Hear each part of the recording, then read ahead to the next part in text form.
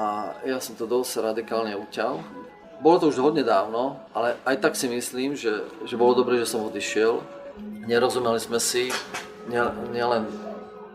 nerozviedol som sa len kvôli tomu, že som žil iným spôsobom života, ale tam bolo nedorozumenie po ľudskej stránke. Ona ma zavádzala, klamala mi, zase jej vadili na mne iné veci, sa malo venujem rodine, že nosím malo peňazí domov. Klasické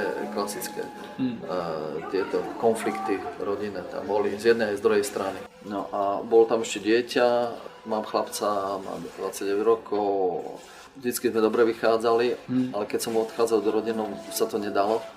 Už ďalej, tak bol akorát v puberte a veľmi ťažko znášal, takže to mi je veľmi ľúto, proste, že ho to ránilo a tak nebolo to ľahké sa vyrovnať s tým všetkým.